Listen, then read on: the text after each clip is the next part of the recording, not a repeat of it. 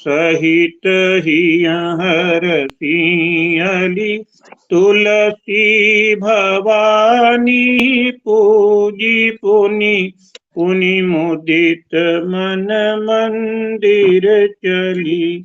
ज्ञानी गौरी अनुकूल सियहि हर सुन जाय कही। मंजुल मंगल मूल बाम अंग फरकन लगे। सियावर राम जय जय राम, मेरे प्रभु राम जय जय राम। मंगल भवन अमंगल हारी, द्रवहु सुदशरथ अजीर बिहारी। सीताराम सीताराम सीताराम जय सीताराम जय सीताराम। सीताराम सीताराम जय सीताराम जय सीताराम। सीताराम सीताराम जय सीताराम जय सीताराम।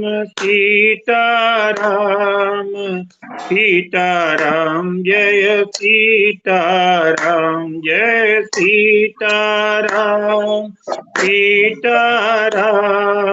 सीताराम जय सीताराम जय सीताराम। सीताराम सीताराम जय सीताराम। सियावर रामचंद्र भगवान की जय। मोर मुकुट बंसी वाले की जय। राम राम। नारायण नारायण। तुलसीदास जी महाराज की जीवनी कल पढ़ ली गई थी, सब लोगों ने सुना था, उसमें नेट डिस्टर्ब नहीं था। अब आचार्य जी आपसे बहुत नम्र निवेदन है, चरणों में प्रणाम है कि आज रामचरितमानस जैसा ग्रंथ भगवत कृपा से हम लोग शुरू करने जा रहे हैं, तो श्री जानकी वल्लभो श्री गणेशाय नमः से शुरू करिए। नारायण जी। राम राम, सभी को राम राम।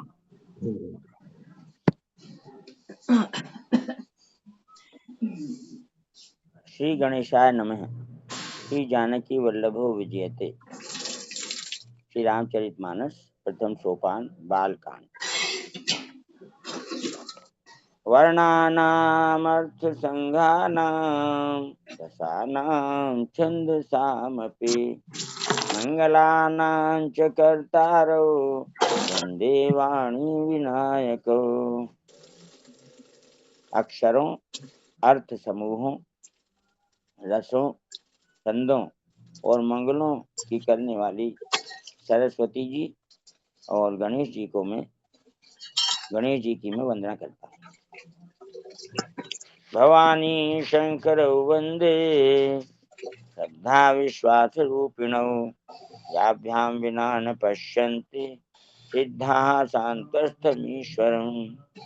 श्रद्धा और विश्वास के स्वरूप श्री पार्वती जी और श्री शंकर जी की मैं वंदना करता हूँ, जिनके बिना सिद्धजन अपने अंतःकरण में स्थित ईश्वर को नहीं देख सकते।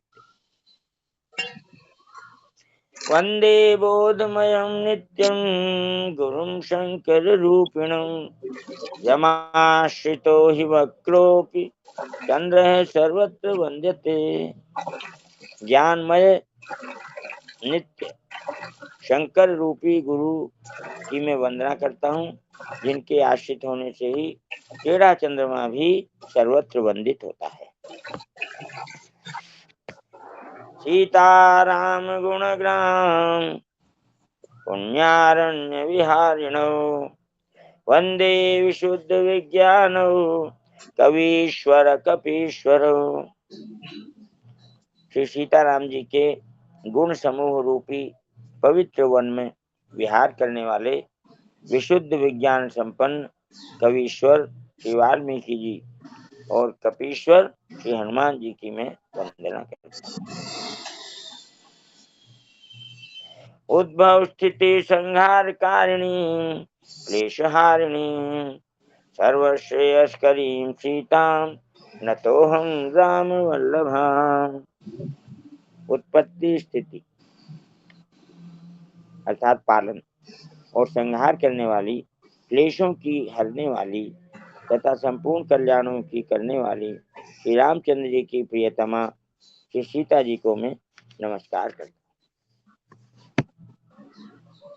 यन्माया वशवर्ति विश्वमखिलं ब्रह्मादिदेवासुरा यत्सत्त्वादमिषैव भाति सकलं रज्जौ यथा हेर्धमः यत्पादप्लवमेकमेव हि भवाम्भोधेस्तितीर्षावताम् वन्देऽहं तमशेषकारणपरं रामाख्यमीशं हरिम्।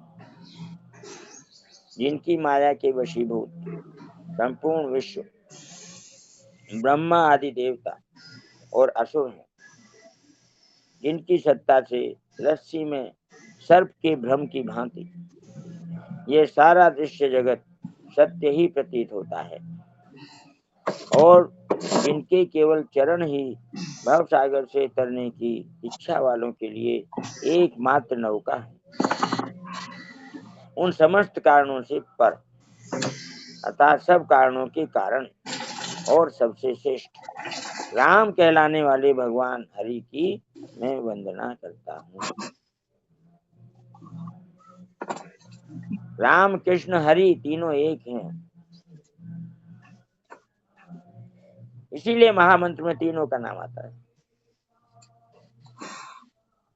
नाना पुराण निगमागम सम्मतम यद रामायणे निगदितं क्वचिदन्यतोऽपि पान्तः सुखाय तुलसी रघुनाथ गाथा भाषा निबंध मति मंजुलमातनोति। अनेक पुराण, वेद और तंत्र शास्त्र से संबंधित तथा जो रामायण में वर्णित है और कुछ अन्यत्र से भी उपलब्ध श्री रघुनाथ जी की कथा को तुलसीदास अपने अंतःकरण के सुख के लिए अत्यंत मनोहर भाषा रचना में विस्तृत करता है। जय हो नारायण नारायण।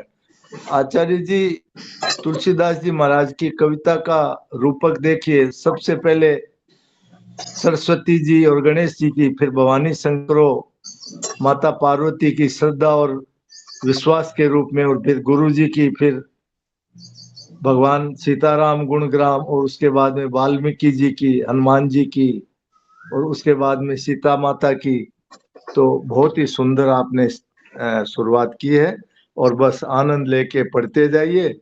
और जहां आपको लगे कि हरिओम भाई जी, प्रवीण जी, इनकी राग की जरूरत है तो वहां पे उनसे भी पढ़वाइए और अर्थ आप पढ़िए धीरे धीरे। तो हम लोगों को इससे भगवान की ये भवसागर पार करने की नौका अभी लिखा है, अभी आपने पढ़ा तो हाँ जी बहुत ही भाई, सुंदर बात है। हाँ जी हाँ, ये सब नौका आनंद से।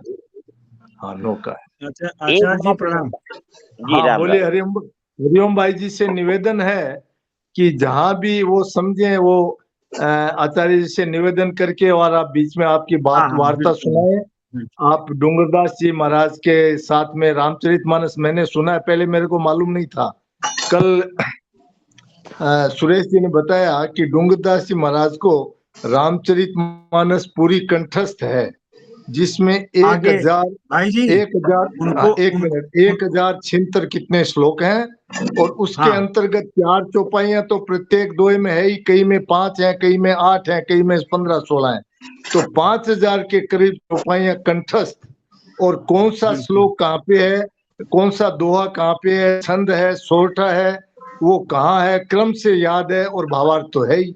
तो आप उनके साथ में रहे हुए हैं, तो आचार्य जी से वही निवेदन करके आप अपने भाव व्यक्त करिए। हम लोगों का सिर्फ पाठ करने का उद्देश्य नहीं है, हमको तो ऐसा जीवन बनाना है। और गोस्वामी जी महाराज की ये रचना है, इसका तो महामंत्र है ये। तो बोलिए, आप बोलिए अब सर।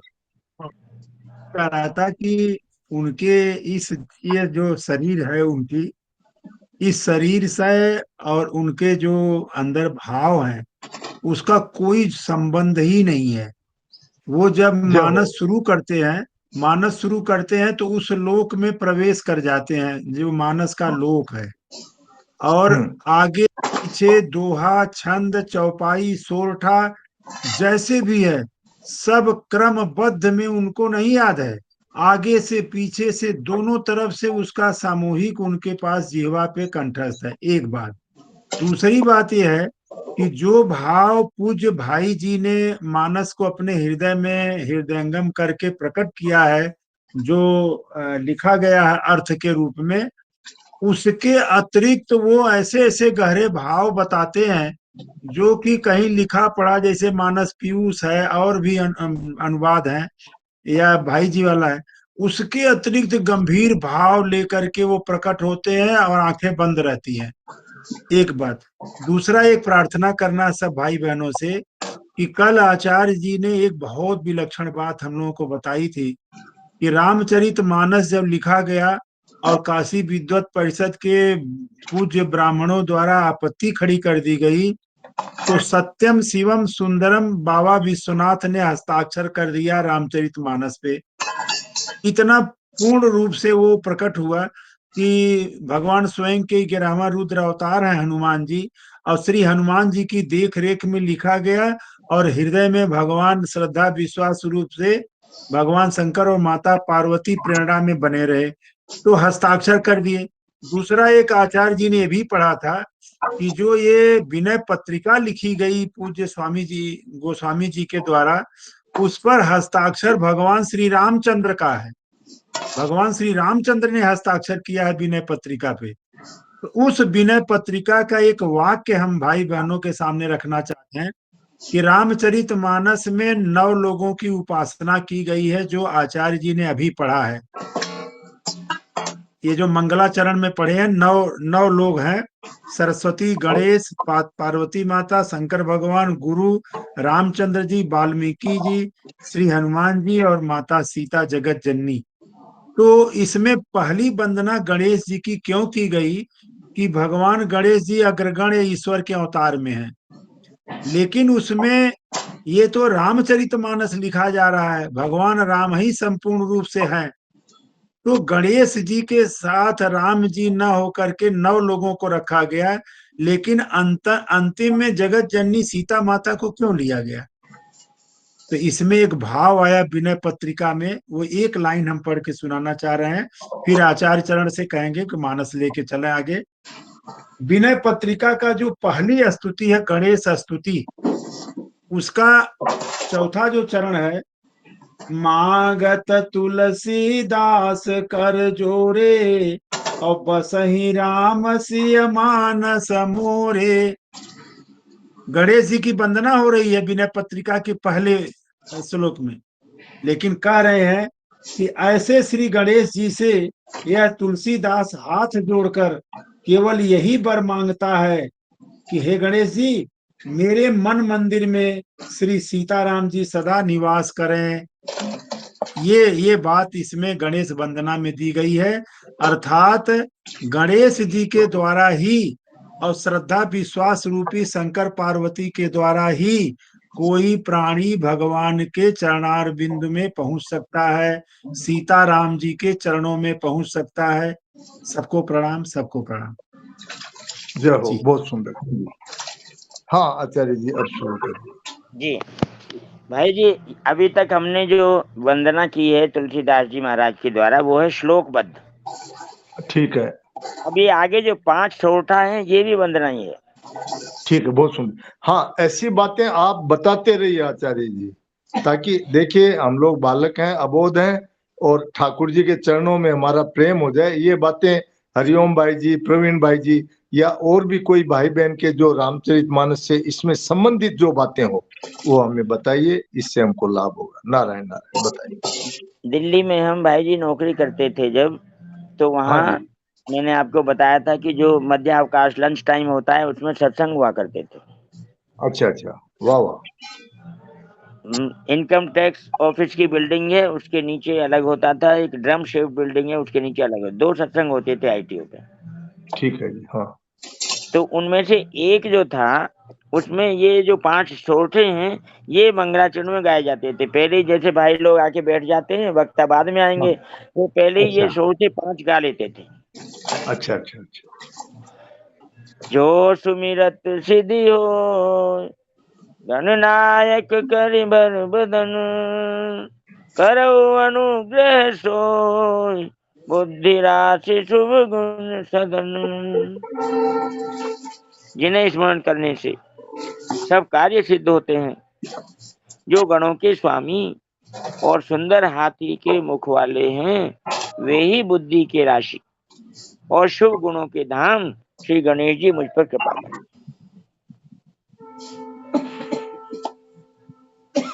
जैसे गणेश जी की वंदना श्लोक में पहले है, वैसे ही गणेश जी की वंदना सोरठा में भी पहले है। मूक होई वाचाल, पंगु चढ़ई गिरि बर गहन, जासु कृपा सुदयाल, द्रवौ सकल कलिमल दहन। जिनकी कृपा से गूंगा बहुत सुंदर बोलने वाला हो जाता है और लंगड़ा लूला दुर्गम पहाड़ पर चढ़ जाता है, वे कलयुग के सब पापों को जला डालने वाले दयालु भगवान मुझ पर द्रवित हों, दया करें। नील सरोरु श्याम, तरुण अरुण बारिज नयन, करहु सुमधुर धाम, सदा क्षीर सागर शयन। जो नील कमल के समान श्याम वर्ण है, पूर्ण खिले हुए लाल कमल के समान जिनके नेत्र हैं, और जो सदा क्षीर सागर में शयन करते हैं, वे भगवान नारायण मेरे हृदय में निवास करें।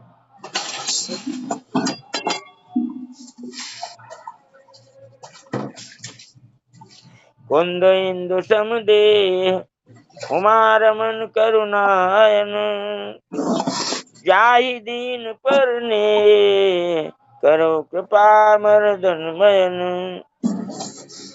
जिनका कुंद के पुष्प और चंद्रमा के समान गौर शरीर है, जो पार्वती जी के प्रियतम और दया के धाम हैं, और जिनका दीनों पर स्नेह है, वे कामदेव का मर्दन करने वाले शंकर जी मुझ पर कृपा कर।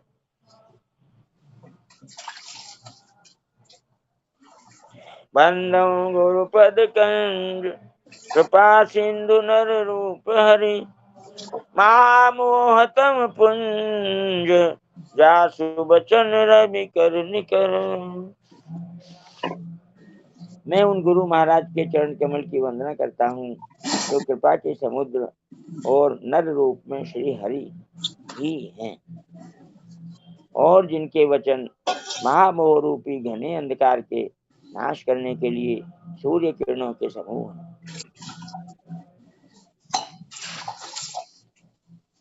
ये जो 5 सोरठे हैं, ये वंदना में गाए जाते हैं। अनेक सत्संगों में पहले इन्हीं का पाठ होता है, उसके बाद फिर वक्ता महोदय आके विराजते हैं और तब वो प्रारंभ करते हैं कथा। आचार्य जी प्रणाम।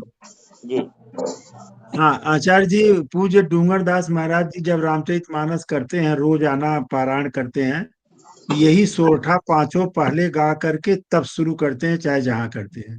जी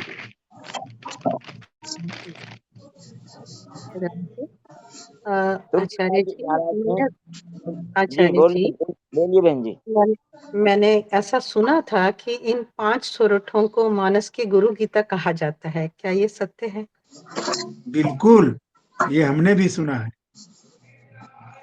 ये गुरु गीता ही है 5 सोरठा। 5 ईश्वर कोटि के भगवान गुरु रूप से प्रकट। ये वाक्य आया है ना कि नर रूप से श्री हरि है। नर रूप से श्री हरि मतलब ये पंचकोटि के जो ईश्वर हैं, ये स्वयं परमात्मा श्री हरि विष्णु ही हैं, जो गुरु के रूप से प्रकट होकर तुलसीदास जी को नरहरि के रूप में आए थे। तो आपका कहना बिल्कुल सही है जी। हाँ तो ठीक है, फिर ये जब 500 सोरठे हैं तो शुरू में हम लोग आचार्य जी पधारेंगे और ये प्रवीण भाई जी, हरिओम भाई जी और कोई भी जो श्री रामचंद्र कृपालु भजमन, कोई भी फिर जी जी संकीर्तन, और उसके बाद में ये 5 सोठ है, और फिर जैसे जैसे कथा आगे बढ़ेगी आचार्य जी वहां से शुरू कर देंगे। जी भाई जी, भाई बहुत जी बढ़िया। इन 5 छोटों की जो लय है वो भाई जी ऐसी है कि ये एक के बाद एक अपने आप याद आता है और सबको कंठस्थ हो जाते हैं। जब हम बोलते हैं इनको रोजाना बोलेंगे मंगलाचरण में तो सबको याद हो जाएंगे। जी जी ठीक। इनका याद होना बड़ा आसान है। हाँ जी ठीक। अब गुरु की वंदना से शुरू करते हैं। गोस्वामी जी ने गुरु वंदना इतने विस्तार से की है भाई जी कि क्या कहा जाए, कहीं नहीं मिलती। जय हो। ठीक है। बंदौ गुरुपद पद्म परागा, सुरुचि सुभाष सरस अनुरागा, अमीय मूरिमय चूरन चारु, समन सकल भव रुज परिवारु। गोस्वामी तुलसीदास जी कहते हैं, मैं गुरु महाराज के चरण कमलों के रज की वंदना करता हूँ। चरण कमलों की नहीं, रज की। और सुरुचि अर्थात सुंदर स्वाद, सुगंध तथा अनुराग रूपी रस से पूर्ण है। वह जो रज है भगवान के चरणों की, गुरु महाराज के चरणों की, वह कैसी है? सुरुचि, सुंदर स्वाद, सुगंध तथा अनुराग रूपी रस से पूर्ण है।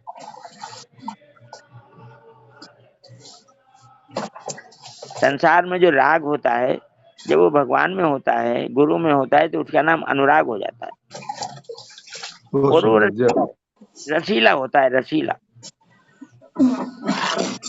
रस से पूर्ण है।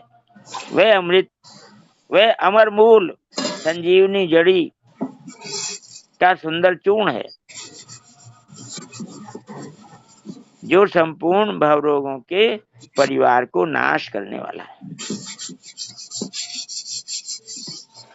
हमारे स्वामी जी महाराज ने गीता के ऊपर जो टीका लिखी है उसका नाम भी संजीवनी है। हाँ जय हो। संजीवनी है बिल्कुल। संजीवनी क्या है कि मरे हुए को जिंदा कर दे भाई जी। हाँ बिल्कुल।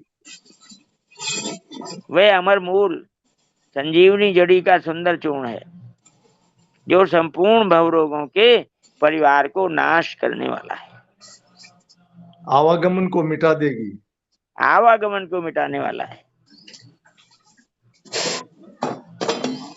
ये जो भवरोग हैं हम अंत में पढ़ेंगे भाई जी, जब उत्तरकांड का समापन होने को होगा, कि ये भवरोग अनेक हैं और इनकी औषधियां भी अनेक हैं, लेकिन भगवान की कृपा के बिना ये जाते नहीं है। जी जी। तो वही बात यहाँ कह रहे हैं कि संपूर्ण भवरोगों के परिवार को नाश करने वाली ये संजीवनी जड़ी है, अमर मूल है। कौन, क्या है? कि भगवान गुरु महाराज के चरणों के रज।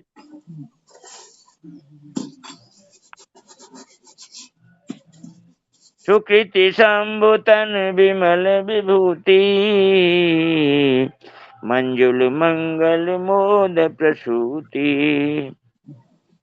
जन मन मंजु मुकुर मल हरनी, किए तिलक गुण गण बस करनी।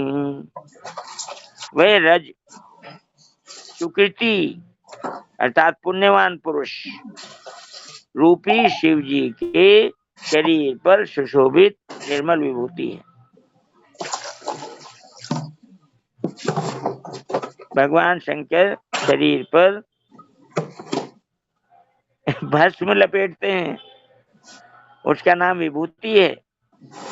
तो कहते हैं यह रज जो है गुरु महाराज के चरणों की जो रज है, यह शिव जी के शरीर पर सुशोभित निर्मल विभूति है और सुंदर कल्याण और आनंद की जननी है। भक्त के मन रूपी सुंदर दर्पण के मैल को दूर करने वाली और तिलक करने से गुणों के समूह को वश में करने वाली है। हम पढ़ के आए हैं कि गुरु के रूप में वंदना तुलसीदास जी महाराज ने भगवान शंकर की है।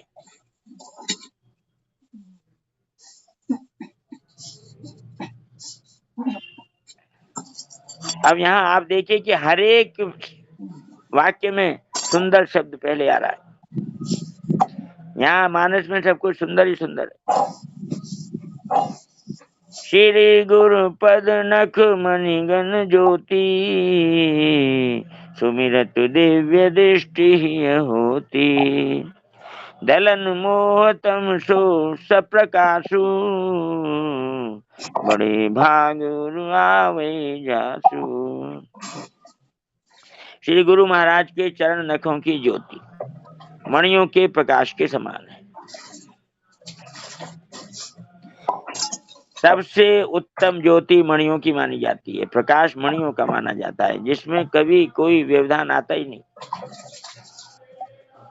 श्री गुरु महाराज के चरण नखों की ज्योति मणियों के प्रकाश के समान है, जिसके स्मरण करते ही हृदय में दिव्य दृष्टि उत्पन्न हो जाती है।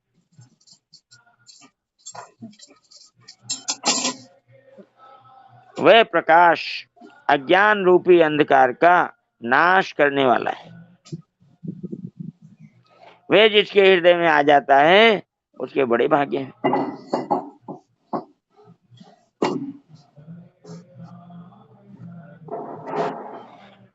उघरहि बिमल बिलोचन ही के, मिटहि दोष दुख भव रजनी के, सूझहि रामचरित मनि मानिक, गुप्त प्रगट जह जो जय खानिक। उसके हृदय में आते ही हृदय के निर्मल नेत्र खुल जाते हैं और संसार रूपी रात्रि के दोष दुख मिट जाते हैं।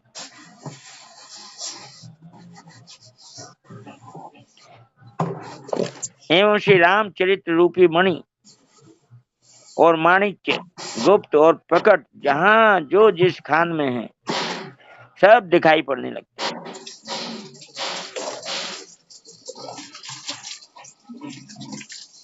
दिव्य ज्योति प्रकट हो जाती है, सब चीजें सामने दिखाई देने लगती हैं, छिपी हुई सब संसार रूपी रात्रि के दोष दुख मिट जाते हैं।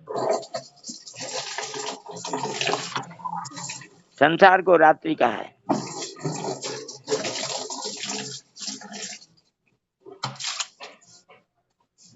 यथा सुअंजन अंजिदृग, साधक सिद्ध सुजान, कौतुक देखत शैल बन, भूतल भूरि निधान।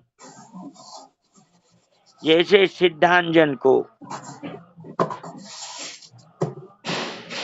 नेत्रों में लगाकर साधक सिद्ध और सुजान पर्वतों वनों और पृथ्वी के अंदर कौतुक से ही बहुत सी खाने देखते हैं।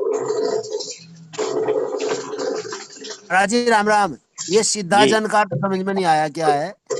देखो, पहले अंजन जो है ना, जो सुरमा बनता था, काजल बनता था, हमको याद है भाई जी, मोहन भाई जी, आपको भी याद होगा कि बचपन में हमारी नानी जी एक परात होती थी फूल की, जिसको कांसा कहते हैं, उसमें पता नहीं क्या क्या जड़ी बूटियां डाल के उनको हाथ से ऐसे घुमा घुमा के मलती रहती थी। तो बहुत दिनों बाद में जाके वो अंजन तैयार होता था। उसको जब आंखों में लगाते थे तो आंखों में ठंडक महसूस होती थी, आंखों की ज्योति बढ़ती थी। तो सिद्ध अंजन जो हमारी दृष्टि को बढ़ा दे, जो दृष्टि को दिव्य कर दे, उसका नाम है सिद्ध अंजन। ठीक है महाराज जी, पता चल गया। जैसे सिद्धांजन को नेत्रों में लगाकर साधक सिद्ध और सुजान तीनों ले लिए, पर्वतों वनों और पृथ्वी के अंदर कौतुक से ही बहुत सी खाने देखते हैं।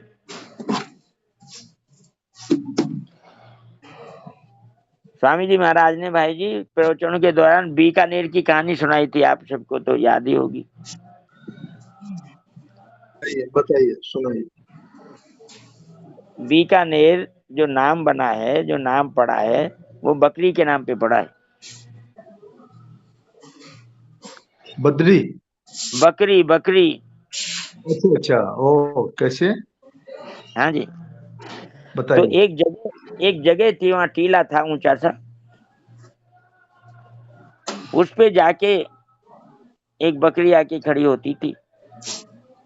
अच्छा। तो वहां पे बैठ के जो अच्छे अच्छे, जैसे बच्चे तो कौतूहल वाले होते ही हैं, तो वो वहां जाके बैठते थे। तो वहां जाके बैठते ही भाई जी उनके मन में विलक्षण विचार उत्पन्न होते थे, सात्विक विचार की एक धारा बहने लगती थी, भगवान में मन लगता था। अच्छा। वो उस जगह की सिद्धि थी। वो जगह ऐसी रही होगी जहाँ किसी साधु ने, महात्मा ने तप किया है। ठीक है। तो एक, मुझे अच्छी तरीके से याद नहीं, किसी को याद हो तो अच्छी तरह बताए। तो वहाँ एक साधु जाके वहाँ पे बैठ के प्रवचन करते थे, तो बहुत लोग इकट्ठे होने लगे। इस प्रकार उस जगह की प्रसिद्धि हो गई और उसका नाम बीकानेर पड़ा। ऐसे हमें हल्की हल्की याद है, स्वामी जी महाराज ने बताई थी। अच्छा अच्छा अच्छा, बहुत ठीक। किसी को इसका पूरा विवरण पता हो तो वो बता सकते हैं।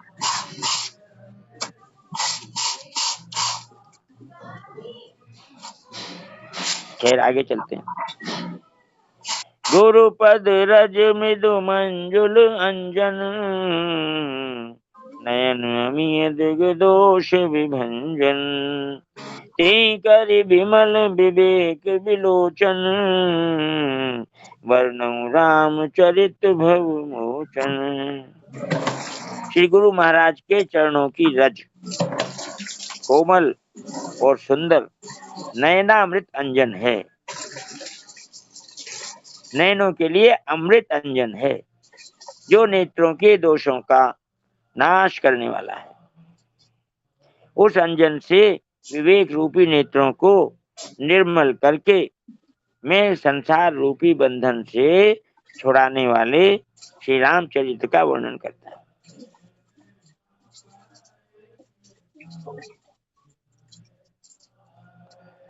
जैसे कहते हैं ना, ये जो अज्ञान नाश हो जाता है, ज्ञान के कपाट खुल जाते हैं, ऐसा हाँ, हम वही सुनते हैं। अंजन है, वही जी अंजन है।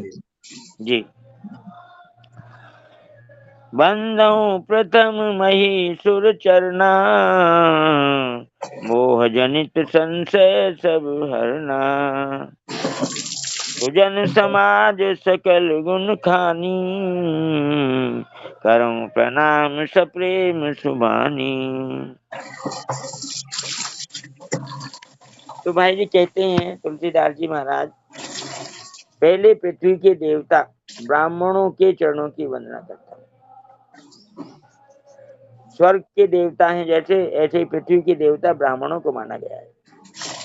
महीसुर, पहले पृथ्वी के देवता ब्राह्मणों के चरणों की वंदना करता हूँ, जो अज्ञान से उत्पन्न सब संदेहों को हरने वाले हैं। फिर सब गुणों की खान संत समाज को प्रेम सहित सुंदर वाणी से प्रणाम करता हूँ। नारायण नारायण। हाँ, बद्री भाई जी भी जुड़े हुए लगते हैं, तो बद्री अब भाई बुलाओ जी भाई, इनको दो बुलाइए। को सिपाहियों को पढ़ा है अभी। तो इनमें अंजन के और ये विवेक रूपी अंजन, तो इनके बारे में बद्री भाई जी आपको तो बहुत जानकारी है, तो इसके बारे में बताइए आप बद्री भाई जी, हम सबको लाभ मिले, इसकी जो गूढ़ बातें हैं वो बताइए।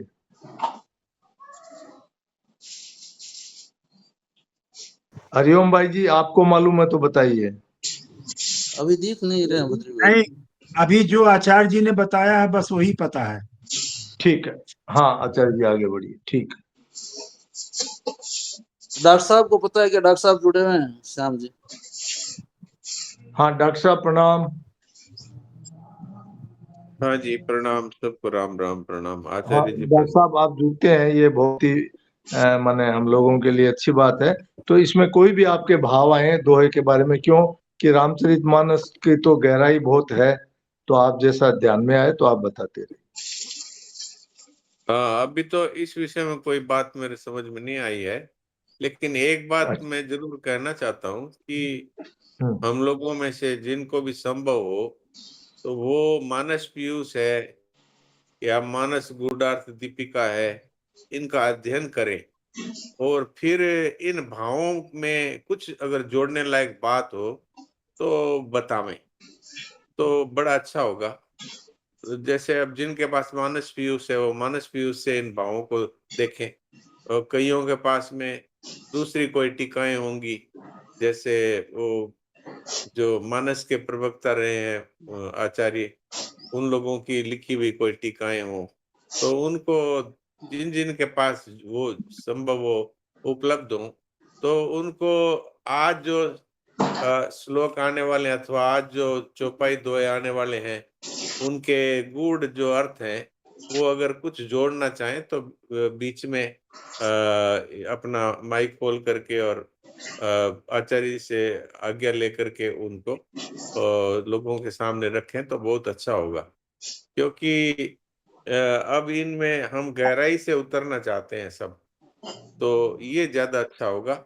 और वो ज्यों का त्यों पढ़ने से तो क्या होता है, जैसे उसमें बहुत कई ऐसी चीजें होती है जो सबके काम की नहीं है, तो अपने उनको अध्ययन कर लें और फिर ये देखें कि आज के चौपाई और दोहों में ये बातें जुड़नी चाहिए भाई जी के इस अर्थ के अलावा जो जो भाव प्रकट होते हैं वो रखें तो बहुत अच्छा होगा। ऐसी मेरे मन में आई थी। अब वो उस दिन यानी कल आचार्य जी ने वो जो गूढ़ भाव पढ़ने शुरू किए थे वो ऐसे होते हैं कि बहुत ज्यादा क्लिष्ट होने से सबके समझ में नहीं आते हैं, लेकिन उसमें से भी आचार्य जी पढ़े और फिर सरल भाषा में जो भाव इसके अंदर जुड़ने लायक हो वो इसमें जोड़ दे। ऐसी बात मन में आई थी जो आपकी सेवा में रख दी। नारायण नारायण, प्रणाम। हाँ जी, हाँ जी, हाँ ठीक है। हाँ, किसी के उसमें भाव बनते हो, उन्होंने जो पढ़ा है या संतों से सुना तो वो अपना भाव प्रकट कर। हाँ आचार्य जी। साधु चरित शुभ चरित कपासु, निरस विशद गुणमय फल जासु। जो सही दुख पर छिद्र दुरावा, बंदनीय जिहि जग जस पावा। संतों का चरित्र कपास के चरित्र के समान, कपास के जीवन के समान शुभ है। कपास तो सब लोग जानते ही हैं, जिससे कपड़ा बनता है। जिसका फल, कपास का पेड़ होता है, उस पे फल लगता है, जिसका फल नीरस होता है, विशद होता है और गुणमय होता है। कपास की डोडी नीरस होती है। संत चरित्र में भी विषयासक्ति नहीं है, इससे वह भी नीरस है। कपास उज्जवल होता है, बिल्कुल सफेद रंग का होता है। संत का हृदय भी अज्ञान और पाप रूपी अंधकार से रहित होता है, इसलिए वह विशद है। और कपास में गुण होते हैं, तंतु होते हैं। इसी प्रकार संत का चरित्र भी सद्गुणों का भंडार होता है, इसलिए वह गुणमय है। जैसे कपास का धागा सुई के किए हुए छेद को अपना तन देकर ढक देता है, अथवा कपास जैसे लोढ़े जाने पर, काटे जाने पर और बुने जाने का कष्ट सहकर भी वस्त्र के रूप में परिणत होकर दूसरों के गोपनीय स्थानों को ढकता है, उसी प्रकार संत स्वयं दुख सहकर दूसरों के छिद्रों को, दूसरों के दोषों को ढकता है, जिसके कारण उसने जगत में वंदनीय यश प्राप्त किया। संतों की तुलना की गई कपास से। संतों का जीवन कपास के समान होता है। कितना कष्ट सहना पड़ता है कपास को, जब वो धागा बनता है, धागे से कपड़ा बनता है, बुनने के बाद फिर सिलाई होती है तो सुई छेद कर देती है कपड़े में, वो कपड़ा उस छेद को भी ढक देता है। संत ऐसे ही होते हैं, कृपालु, सामान्य लोगों के दोषों को ढकते हैं और गुणों का प्रचार करते हैं, उनमें गुणों का संचार कर देते हैं। हमारे स्वामी जी महाराज जहां भी जाते थे यही काम करते थे। जहां भी चातुर्मास्य हुआ, आज तक याद है लोगों को। स्वामी जी महाराज कहते हैं जहां जहां संतों का आवागमन होता है समाज सुसंकृत हो जाता है, ग्रहण कर लेता है। ऐसी प्रतिभा और ऐसे गुण, ऐसी महिमा संतों की है। इन चौपाइयों में साधु व्याख्या की गई है, बताया गया है, वर्णन किया गया है और तुलना की गई है कपास के साथ।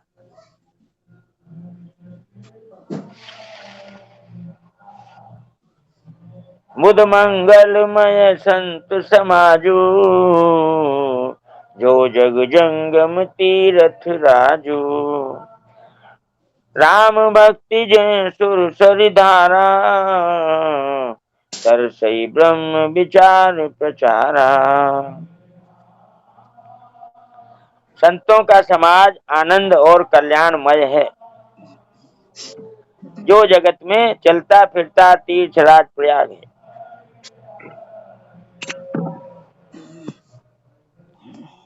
जहां उस संत समाज रूपी प्रयागराज में राम भक्ति रूपी गंगा जी की धारा है और ब्रह्म विचार का प्रचार सरस्वती जी हैं। प्रयागराज में हर साल माघ मेला लगता है। माघ के महीने में 1 महीने का 40 दिन का प्रवास होता है और वहां सब लोग भक्तजन जाते हैं, कथा प्रवचन चलते हैं, बहुत आनंद होता है। लेकिन वहां जाना सबके लिए मुमकिन नहीं हो पाता।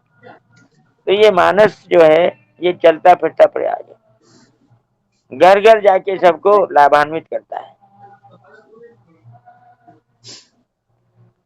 इसमें कहा कि राम भक्ति रूपी गंगा जी की धारा है और ब्रह्म विचार का प्रचार सरस्वती जी है।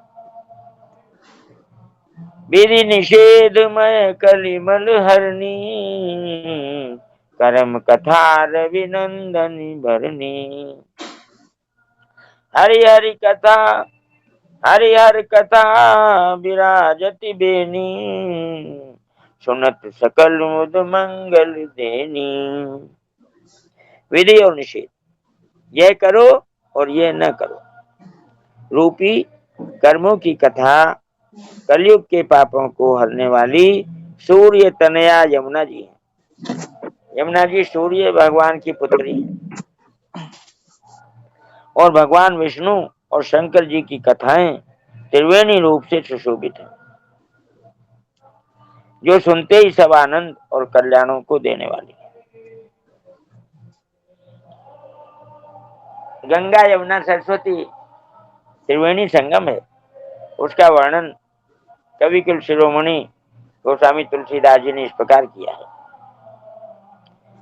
भक्ति की धारा गंगा जी है, ब्रह्म विचार सरस्वती जी हैं और कर्म की कथा कलयुग के पापों को हरने वाली यमुना जी है। और भगवान विष्णु और भगवान शंकर की कथाएं त्रिवेणी रूप से सुशोभित हैं, जो सुनते ही सब आनंद और कल्याण को देने वाली।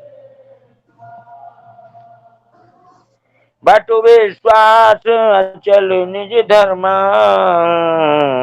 तीर्थ राज समाज सुकर्मा। सब ही सुलभ सब दिन सब देशा, सेवत सादर समन कलेसा। उस संत समाज रूपी प्रयाग में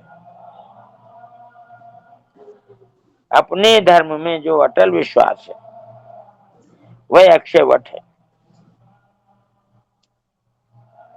और शुभ कर्म ही उस तीर्थराज का समाज है, परिकर है।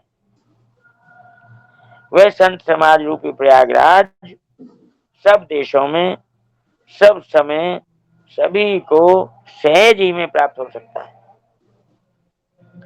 और आदर पूर्वक सेवन करने से क्लेशों को नष्ट करने वाला है। भाई जी चलता फिरता प्रयाग जी, जंगम तीर्थराज। जी महाराज जी हाँ महाराज जी यहाँ जो बात ये लिखी हुई है ना कि अपने धर्म में जो अटल विश्वास है वह अक्षय वट है, बहुत सुंदर बात, बहुत ही गदगद करने वाली बात मुझे लगी। नारायण नारायण, बहुत बढ़िया।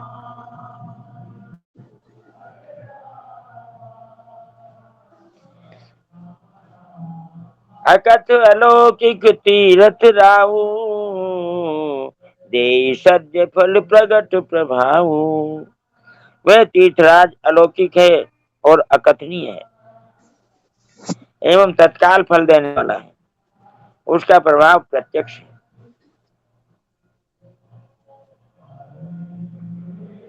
सुनि समुझई जन मुदित मन मज्जहि अति अनुराग। लय चारि फल अछत तनु साधु समाज प्रयाग। जो मनुष्य इस संत समाज रूपी तीर्थराज का प्रभाव प्रसन्न मन से सुनते हैं और समझते हैं और फिर अत्यंत प्रेम पूर्वक इसमें गोते लगाते हैं, वे इस शरीर के रहते ही धर्म अर्थ काम मोक्ष चारों फल पा जाते।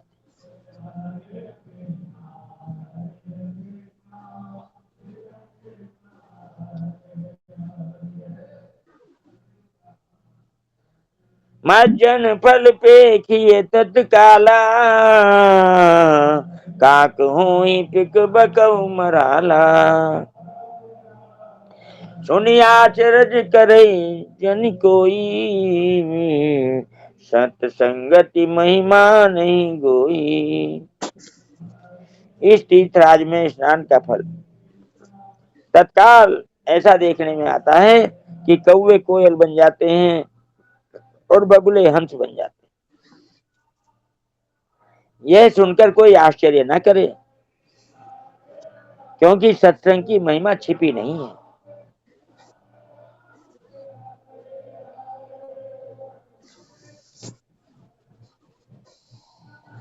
वाल्मीकि नारद घट जोनी निज निज मुखन कही निज होनी। जल चर थल चर नभ चर नाना ये जड़ चेतन जीव जहाना। वाल्मीकि जी, नारद जी और अगस्त्य जी ने अपने अपने मुखों से अपनी हुनी अर्थात जीवन का वृत्तांत कही है। जल में रहने वाले, जमीन पर चलने वाले और आकाश में विचरने वाले नाना प्रकार के जड़ चेतन जीव, जितने भी जीव हैं इस जगत में, मति की रति गति भूति भलाई जब जेहि जतन जहाँ जेहि पाई। सो जानब सत्संग प्रभाव लोकहु वेद आनु पाऊ। पर चेतन जितने भी जीव इस जगत में हैं, उनमें से जिसने जिस समय जहाँ कहीं भी जिस किसी यत्न से बुद्धि कीर्ति सदगति विभूति अर्थात ऐश्वर्य और भलाई पाई है, सो सब सत्संग का ही प्रभाव समझना चाहिए। वेदों में और लोक में इनकी प्राप्ति का दूसरा कोई उपाय नहीं है। आचार्य जी राम राम। जी राम राम। ये जो सत्संग की अभी चौपाइयां आ रही है, तो सेठ जी स्वामी जी ने यही इन्हीं को महत्व दिया और इसी के लिए आज गीता भवन जो संस्था है वो बनी हुई है। सेठ जी के मन में आता था कि सत्संग कराएं, सत्संग से आदमी को जितना लाभ होगा, परमात्मा की प्राप्ति के बारे में जानकारी होगी, उतना ही लाभ होगा। इसलिए लगभग 100 वर्ष पहले उन्होंने एक आदमी को चारों तरफ भेजा कि सत्संग 3-4 महीना गर्मी में कराएं। और वैसे तो उनके जीवन में सत्संग सब समय था। कलकत्ता बांकुड़ा से जब आते थे तो कलकत्ता उस टाइम में परिवार कम रहते थे कलकत्ता में लोगों के। ये हम लोगों की देखने की बातें हैं। गद्दियों में रहते थे, तो गद्दी में दिन भर काम करते थे, फिर रात को ताश वाश खेलने लग जाते थे। तो सेठ जी ने उस समय जब कलकत्ता आते थे तो 10-5 आदमी उनके साथ में, 10-20 आदमी सत्संगी रहते थे, ऐसे उनका प्रभाव था। तो गद्दियों में कीर्तन करते थे। शनिवार को सेठ जी कलकत्ता आते थे, तो शनिवार को रात को और रविवार को दिन में, और फिर सुबह में सोमवार को बांकुड़ा चले जाते थे। और सत्संग के लिए स्वामी जी महाराज भी जब आए तो उन्होंने कहा, स्वामी जी आप सत्संग कराइए, प्रवचन दीजिए। उन्होंने कहा कि महाराज मैं तो ये दाप के छोड़ के आया हूँ। बोल नहीं, आप सत्संग कराइए। तो सत्संग के लिए स्वामी जी महाराज के प्रवचनों में भी आता है कि सेठ जी प्रवचन कराने से थकते ही नहीं थे, 8-8 10-10 घंटा प्रवचन कराते थे। तो ये सत्संग की बातें चल रही है, तो सत्संग का विशेष महत्व है अपने जीवन में। ये बात स्वामी जी महाराज, सेठ जी महाराज सभी कहते हैं। और डॉक्टर साहब के पिताजी और शुरू से ही सेठ जी के पास जुड़े हुए थे, स्वामी जी के पास जुड़े हुए थे। तो सत्संग का प्रभाव हम लोग सब जानते हैं, और उसी के फल रूप में हमको ये सब मिल रहे हैं। नारायण। यही बात है। स्वामी जी महाराज का कहना है कि पढ़ाई करके कमा के खाना है, और सत्संग में तो गोद लिया जाता है। गोद चले जाने पर सब कुछ प्राप्त हो जाता है, कुछ कमाई नहीं करनी पड़ती। तो सत्संग तो गोद जाना है। सत्संग से जो लाभ होता है वो अन्य किसी प्रकार से संभव नहीं है। महाराज जी राम राम। जी। महाराज जी मेरा सभी साधकों से कहना है कि अभी जो चौपाई आएगी ना, इसको सभी याद कर ले, बहुत जीवन में काम आने वाली है। नारायण नारायण। बिनु सत्संग विवेक न होई, राम कृपा बिनु सुलभ न सोई। सत्संगत मुद मंगल मूला, सोई फल सिद्धि सब साधन फूला। सत्संग के बिना विवेक नहीं होता, और श्री राम जी की कृपा के बिना सत्संग सहज में मिलता नहीं। सत्संगति आनंद और कल्याण की जड़ है। सत्संग की सिद्धि अर्थात सत्संग की प्राप्ति ही फल है, और सब साधन तो फूल हैं।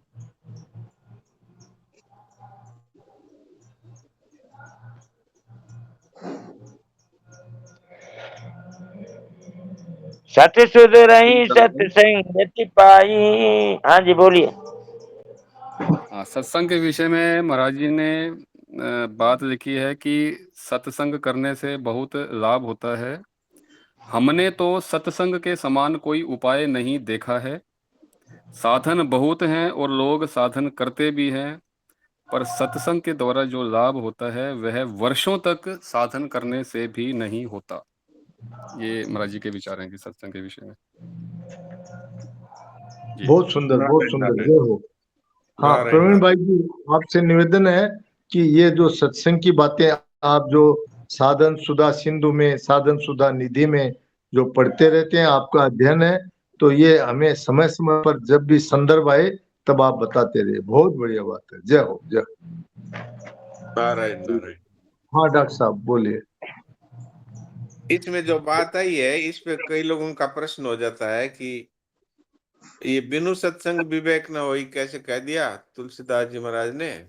विवेक तो अनादि है, और हमको जब से ये शरीर मिला है तब से ही विवेक साथ में आया है।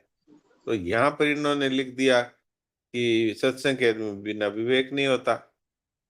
तो इसका उत्तर ये है कि इसका अर्थ है कि सत्संग के बिना विवेक जागृत नहीं होता।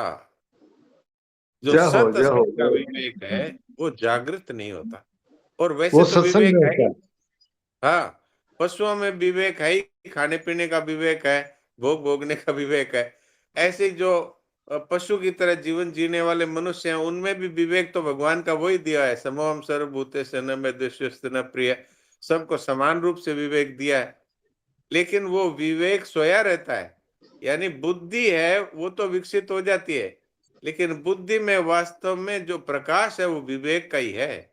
जैसे एक बहुत बल्ब सुंदर। है, वो बल्ब है, वो तो कांच का बल्ब है, उसमें तार लगे हुए हैं, लेकिन अगर उसमें प्रकाश नहीं हो तो उस बल्ब की क्या कीमत है। ऐसे ही जिस बुद्धि में विवेक का प्रकाश नहीं होता है, वो बुद्धि विनाश करने में लगी रहती है, भोग भोगने में लगी रहती है। वो परमाणु बम बना सकती है और बहुत सारे उल्टे सीधे काम कर सकती है। लेकिन ये जो सत असत का विवेक है, ग्राह्य त्याज्य का विवेक है, जो बुरे और अच्छे का विवेक है, ये सत्संग से जागृत होता है। इसका अर्थ ये है। और फिर इसका दूसरा जो भाग है, राम कृपा बिनु सुलभ न सोई। तो भाई बहन कह देते हैं कि राम जी की कृपा होगी तो सत्संग मिलेगा। अब हम क्या करें, हमारे पास राम जी की कृपा नहीं है। तो इसका समाधान ये है कि भगवान की कितनी बड़ी कृपा है कि हमें मनुष्य बनाया और बिना किसी क्रम के बनाया, बीच में से ही उठा करके हमको मनुष्य बना दिया। हमारे 84 लाख योनियों में भुगते इतने हमारे कर्म है, फिर भी वो पूरे नहीं होते कर्म। 84 लाख योनियों भुगते, 1,84,00,000 भुगतना बीत जाए जुग चार, चारों युग बीत जाए तो भी हमारे कर्मों का इतना बड़ा भारा है कि वो खत्म ही नहीं होते उनका फल। तो भगवान बीच में ही कृपा करके कबहू करी करुणा निर्देहि देत ईश बिनु हित नहीं। तो भगवान की कितनी बड़ी कृपा है जो हमको ये मनुष्य जन्म दे दिया। और उसमें भी फिर भारत भूमि जिसमें भगवान स्वयं अवतरित होते हैं, उस भारत भूमि में हमारा जन्म है। और उसमें भी बहुत सारे धर्म संप्रदाय हैं, तो उसमें भी सनातन हिंदू धर्म में हमारा जन्म हुआ। और उसमें भी फिर हमारा परिचय हो गया रामायण जी से, गीता जी से, और सेठ जी से, भाई जी से, और स्वामी जी महाराज से, सनातन जी महाराज से, इत्यादि संतों से। और फिर उनके प्रवचन हमको सुनने को मिल रहे हैं, उनके ग्रंथ हमें मिल रहे हैं। ऐसा आप आंख पसार कर देखिए, पूरे विश्व में कितने लोगों को ये उपलब्ध है। तो भगवान की कृपा में तो कोई कमी नहीं है। इसलिए राम कृपा हम पर हो गई है और सत्संग हमको मिल गया है। अब यह है जो हम इससे लाभ उठाएं और सत्संग करके अपने विवेक को जागृत करके अपने जीवन को आगे बढ़ाएं। ये बात कहने के मन में आई, आपकी सेवा में रख दी। नारायण नारायण नारायण। बहुत ही सुंदर भाव, बहुत अर्थ ठीक से समझा दिया, बिल्कुल। राम कृपा का भी और विवेक का भी, बहुत सुंदर। हाँ आचार्य जी। जी, इसमें कहा है भाई जी कि बाकी सब साधन तो फूल हैं, सत्संग फल है। जी तो फूल की महिमा नहीं होती, महिमा तो फल की होती है।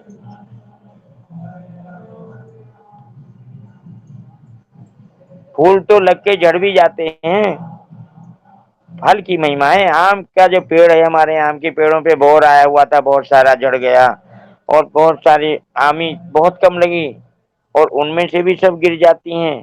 तो हमको जो मिलता है वह फल सत्संग है। सत्संग दुर्लभ है।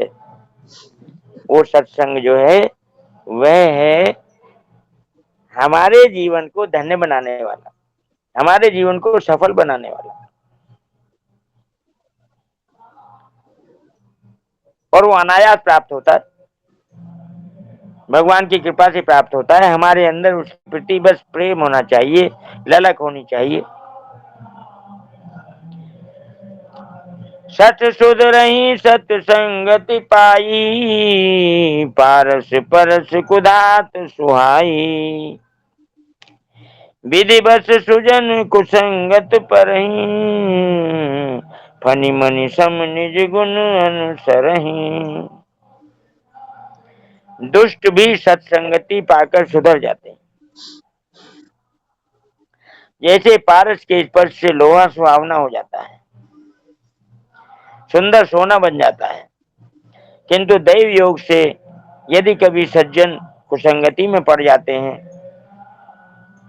तो वे वहां भी सांप की मणि के समान अपने गुणों का ही अनुसरण करते हैं।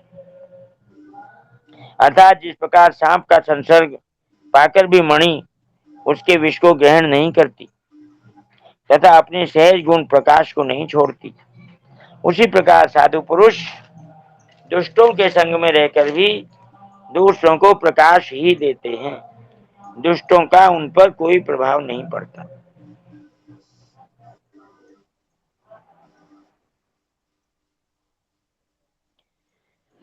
ये सत्संगति पारसमणि है।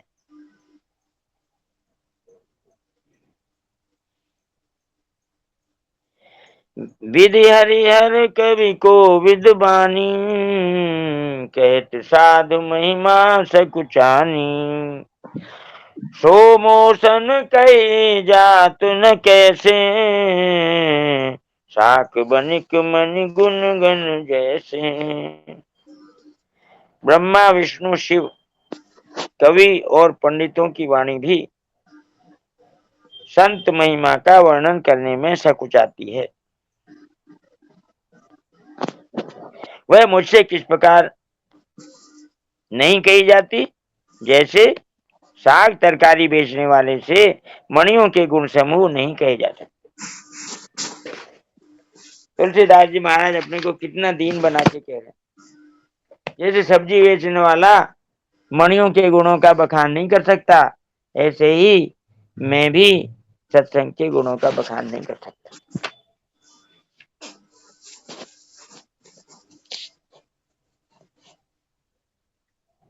ब्रह्मा विष्णु शिव कवि विद्वान के लिए आता है, और पंडितों की वाणी भी। पंडित कौन है? जो ज्ञान में अग्रगण्य है, जिनकी पंडा विकसित है, उनकी वाणी भी संत महिमा का वर्णन करने में सकुचाती है। तो वे मुझसे किस प्रकार नहीं कही जाती, जैसे साग तरकारी बेचने वाले से मणियों के गुण समूह नहीं कहे जाते। मैं असमर्थ हूं, ऐसा गोस्वामी जी महाराज कह रहे हैं। बंधु संत समान चित, हित अनहित नहीं कोई। अंजलिगत शुभ सुमन जिमी, सम सुगंध कर दोई। मैं संतों को प्रणाम करता हूं जिनके चित्त में समता है, जिनका ना कोई मित्र है और ना कोई शत्रु। जैसे अंजलि में रखे हुए सुंदर फूल, जिस हाथ ने फूलों को तोड़ा और जिसने उनको रखा, उन दोनों ही हाथों को समान रूप से सुगंधित करते हैं। वैसे ही संत शत्रु और मित्र दोनों का ही समान रूप से कल्याण करते हैं।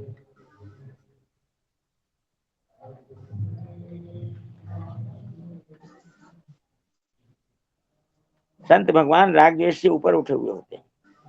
वो उनके दिमाग में ना कोई बुरा है ना कोई अच्छा, सब बराबर हैं, इसलिए सबका समान रूप से कल्याण करते। संत सरल चित जगत हित, जानी स्वभाव स्नेह। बाल विनय सुनि करि कृपा, राम चरण रति देव। तुलसीदास जी महाराज कहते हैं, संत सरल हृदय और जगत के हितकारी होते हैं। उनके ऐसे स्वभाव और स्नेह को जानकर मैं विनय करता हूँ। मेरी इस बाल विनय को सुनकर कृपा करके श्री राम जी के चरणों में मुझे प्रीति दें। भगवान राम जी के चरणों में प्रीति मांग रहे हैं उन संतों से जो सबके हितकर होते हैं। आचार्य जी राम राम। तुलसी राम जी तो तुलसीदास जी महाराज तो प्रेत मिलता उसको ही बोले कि राम जी का दर्शन करो। हाँ जी हाँ जी। तो वो तो भगवान के चरणों में प्रेम मांगते हैं और यही हम लोगों की मांग होनी चाहिए। तो आज यही विराम देवें। 3 आचार्य राम राम। श्लोक